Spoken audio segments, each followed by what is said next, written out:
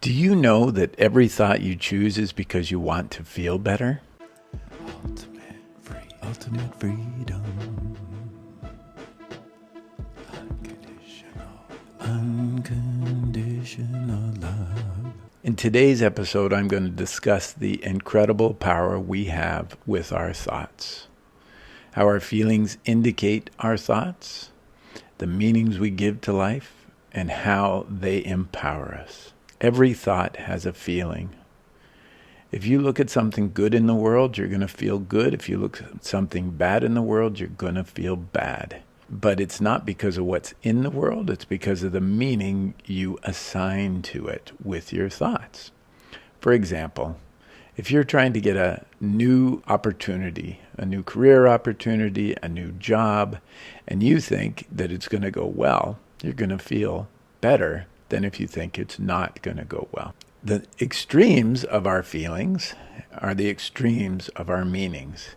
When we feel really good, when it's like super fantastic and we think everything's amazing, that is one way to give meaning to a situation. And when we feel really depressed or angry or down at the bottom of the scale, that is also another meaning we have given to the situation. Nothing in the illusion of life is anything but the meaning we give to it.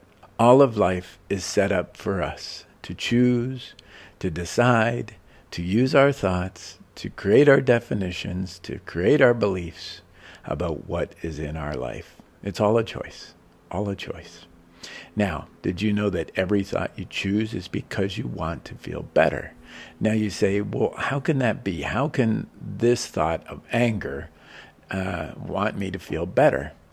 Well, every thought we choose is to move us towards feeling better. When we feel depressed and we choose a thought of anger, anger feels better than being depressed and powerless. But if we get stuck there, Tony Robbins calls it the crazy eight, where we go from anger to depression, back up to anger to depression, and we're trying to get higher, get farther with the feelings we have. The nice thing about feelings, and if we start to be aware that our feelings are all chosen by us, now with awareness, we can start to recognize, well, is this a feeling I want to choose? Is this a meaning I want to choose about this experience?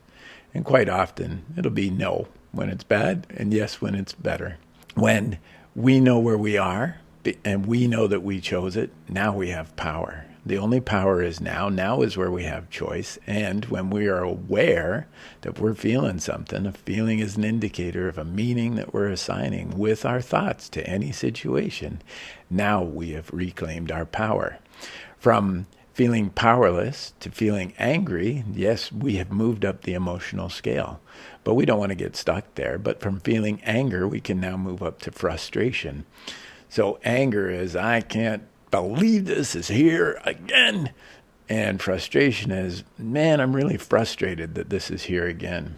And from frustration, when we recognize that we're choosing the thoughts that are making us feel frustrated, it's not the situations, not the people in our experience. Now we can go from frustration to boredom or apathy. Oh man, am I always going to be here? Am I always going to be stuck here? And from boredom or apathy, now we can go up to freedom. No, I've yet to choose my thoughts. Every moment allows me to choose where I want to go. And right now I'm choosing to move up. And that's the power. That's the power we have with our minds. We choose everything. We choose all our beliefs. This is a belief-driven universe.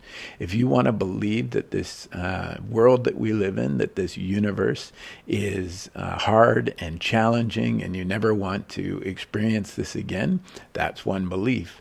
But if you want to believe that life is a choose-your-own-adventure playground, that's a different belief. That is a different belief that can empower us and move us to further, farther, faster, incredible things of freedom and fun. Now, freedom and fun is at the top of the scale, and that's where we like to play. I like to play. I know you like to play there too. I like to think of these stories that we tell, and that's really all it is. We're just telling ourselves stories. Those are the thoughts that we're using. The stories we tell are the thoughts that we're using, the meaning we're giving, what happened to us, what's happening to us, what we hope will happen to us. We're choosing all of the meaning. And every thought we choose because we want to feel better.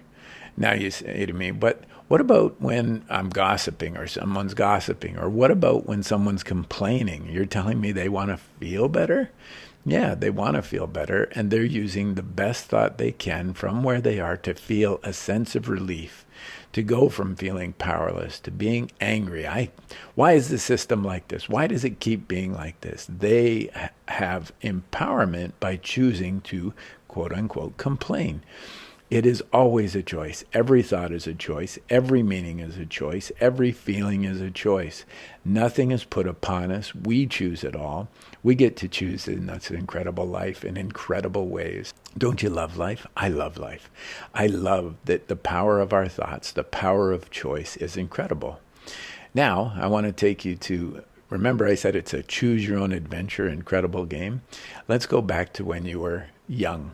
All right, from the day you were born, 0 to age 7 or thereabouts, our minds are like sponges where we are choosing the playground that we're going to play through, the way we're going to perceive it. Everything we hear, everything we experience, everything we see, we make a choice about. We give meaning to, we assign it. That creates our unique perspective. Now, there is nobody on the planet who speaks your language. Your language is made up of your unique experiences, skills, and desires. Nobody else will ever have your language. Nobody will speak your language. We may have common dialects that we speak. I speak English, you speak English. Maybe, like myself, I have the dialect of Prince music. I have the dialect of the subject of salsa dancing, of art, of speaking on these kinds of topics, of being uplifting. We each have our own unique experiences, skills, and desires.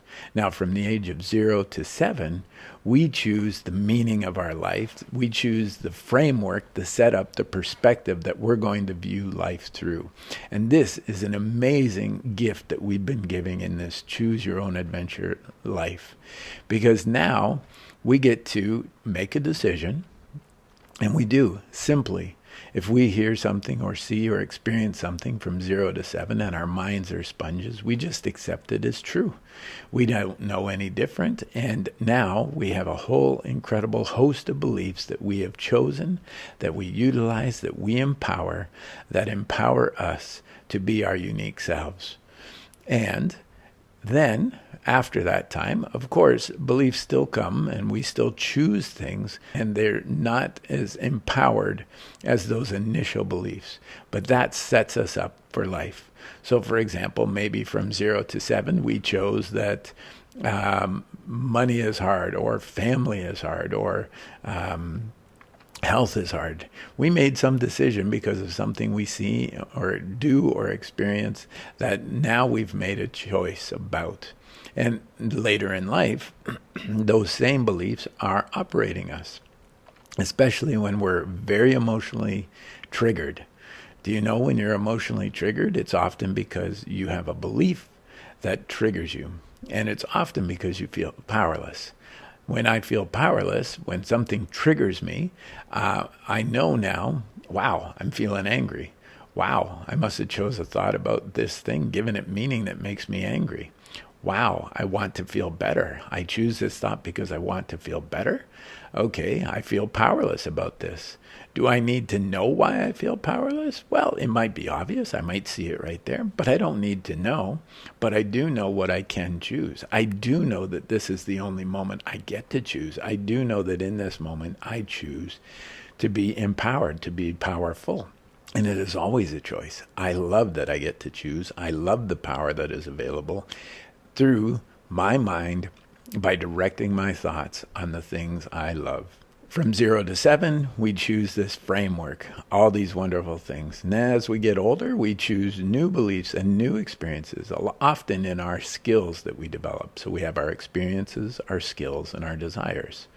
So our skills that we develop are because, wow, I like this and I want to choose this. And so we develop the skill, we learn the skill, we put in the hours. Maybe we even put in 10,000 hours or 10,000 iterations to learn a skill and become very good at it. Maybe we're the best at it in the world. And this is now a part of our language. I'm great at salsa dancing. I'm great at art. I love making music. So these are some of the skills that I have acquired. And I know you have unique skills too. Now, often with our own language, we try to teach others our language. They should speak our language. They should understand our language. They should value what we value. But that is an impossible task. Everybody speaks their own language. Everybody has their own things they value and love and that excite them and get them to go. What's amazing when we choose these things through our experiences, our skills, and our desires that create our language, now we get to talk about desires. Many of us have desires in our life, things that we would like to experience, things that excite us, things that make us want to move forward and enjoy our life and live it to the fullest. And our desires are crafted from our unique experiences and our unique skills. Along with our desires come our unique challenges. Both the thing we desire and the thing that we desire, we fear the most. So we love it the most and we fear it the most often. You'll find the things that we desire, let's say in a relationship, we desire specific interactions with partners. We both desire it, but often we are afraid of sharing that truth, that belief about ourselves for what we fear. We fear we'll be rejected. We fear these things. And these are all thoughts. These are all choices. These are all decisions. But every thought we get to choose, every belief we've chosen, and every definition is a belief. I like the work of David Bayer. David Bayer talks about a belief is just a decision we make. So when we were young, we made decisions from our perspective as a child. From 0 to 7, we've chosen everything. We've chosen what family means. We've chosen what health means, wealth means, what relationships mean, what careers mean, what spirituality or religion means. We've chosen what politics means. We've chosen what world contribution means. We've chosen it all.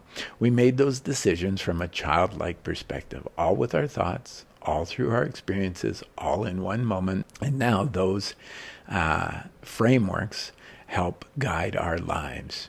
Now, as we grow older, we add to those beliefs, we change those beliefs, we work on those beliefs. And as we get even older, those beliefs come up often when we're triggered or in challenging situations for us to heal them. Everything in our life is there for us to love. Every moment provides an opportunity to love more, to love again, to love fuller. That's what it's all there for. It's an illusion showing us what we believe about life. Through our own language, we get to choose whatever we believe. And through our own unique experience, we experience what we believe. That's why we can look out in the world and we can see one person who has a belief that A happens. They seem to experience A. Maybe it's a health challenge, and they seem to experience that. Another person, maybe they're always talking about wealth challenges, and they experience that. Another person has experienced relationship challenges, and they always experience that. Someone says life is not fair. Well, they get to experience that. They get to choose it, and they choose it all by their thoughts. Did you know that nobody else can think your thoughts? Nobody.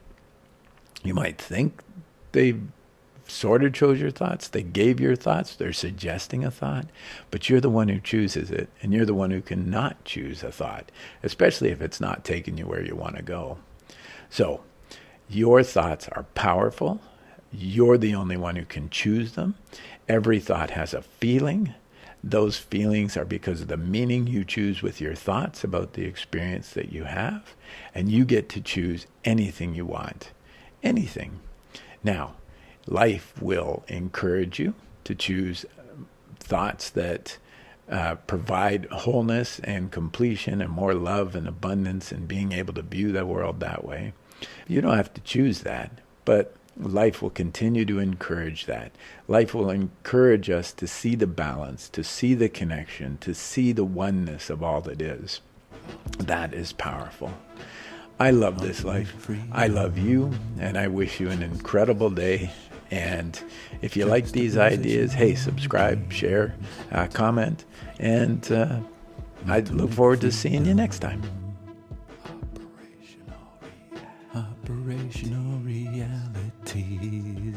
Welcome to